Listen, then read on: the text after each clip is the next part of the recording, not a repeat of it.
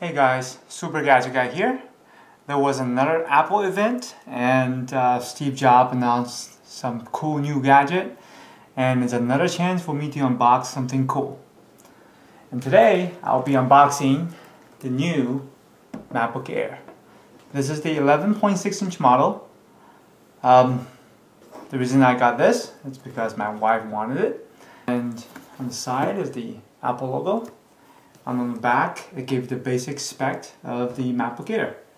This is the 1.4 GHz Core 2 dual processor, a 2 GB of RAM.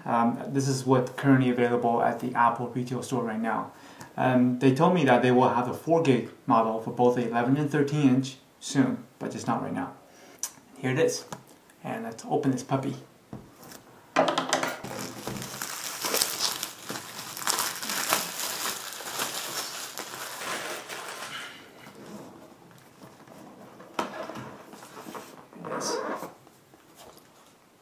Cover has a very nice padding, and tap to lift the computer out. And here's a little tray, and here is a little package designed by Apple in California and definitely manufactured in China. Let's open this. Take this out. This size little power adapter. Go. Much smaller. It's the same as the last generation Air. The side and the power extension cord. And that's it. Very simple design. It says hello. A hello booklet. Simply how to use it. And this is the Macbook Air software Reinstall drive. So it's a really nice little Apple logo, and you can use this to restore the Macbook Air operating system and software in case something goes wrong. Very neat, very cool little thing they included. Actually, I wish they would sell these at the store. I would totally buy it for like, $20 or whatever, depends on capacity. And more stickers. I have like so many of these stickers. Too many of them. Alright. Here's the power extension cord. It's very similar to the MacBook Pro, the rubbery extension cord. And all the Macs portable switch to these type of connectors now instead of the traditional square edge ones, which is pretty neat. I like these better than these wall connectors, because when you plug this in, it's too bulky. It sort of block, another socket. So I usually just take it out, probably throw that away, and just use the extension cord. But since this is my wife's computer, she can decide whatever she wants to do with it.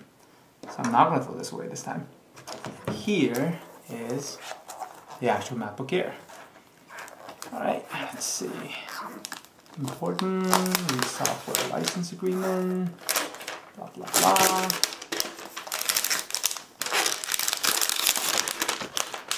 Alrighty. So Apple redesigned this. Used to be a flap that you have to open to get to the one USB port and one display port. Now it's a USB port, display port, no flap to open. Similar unibody design from the MacBook Pro. You have that little rubber tab right here. And on this side, the last generation sort of have an angled power connector. Now it's all flush. And then you have an additional USB port and headphone jack. There's no battery status indicator. There's no buttons on the side you click to show the battery gauge, or on the bottom like with the old MacBook Pros. And it's very light. I mean, I can just carry this all day long without any problem. So let's open this. Here, opens up. There's a protector sheet. Here we go. At the 11.6 inch, this is still a full-size keyboard. I can't believe it. This is the same keyboard I see on the 13-inch MacBook Air, 13-inch MacBook Pro, 15-inch MacBook Pro, 17. This is like they try to use the same parts. It is amazing. The only downside I can see with the screen is the bezel with this is really thick. For those of you who do not have access to the Apple Store to actually see this in person, I'm going to give you a quick size comparison. This is the iPhone 3GS. Yeah, the computer is thinner. And on the back side, very similar. So, more size comparison. This is the iPad in the Apple case. So, and the actual thickness is very similar. Weight-wise, very similar to an iPad, believe it or not. This is my 15-inch MacBook Pro. Oh my gosh, it's so bulky and heavy when compared to the Air. Let's put it down. Got my Iron Man sticker up there. Put on the edge. That is the size difference. Before the release of this ultra small, ultra light MacBook Air, Steve complained about netbooks. This is an Acer A150 netbook. Got it a long time ago. When it first came out, it was $349. This thing has an Atom processor, single core. This was like a year and a half old. 160 gigabyte hard drive, of course. And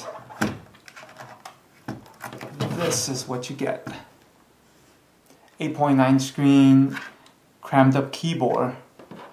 And Apple says that's not the right way to do things. It's cheap and crappy. Well, you know, the joke is that they certainly fixed the cheap part, but look at this. Yeah, if you can afford it, yes. This is definitely cheap and crappy, and this is definitely not cheap.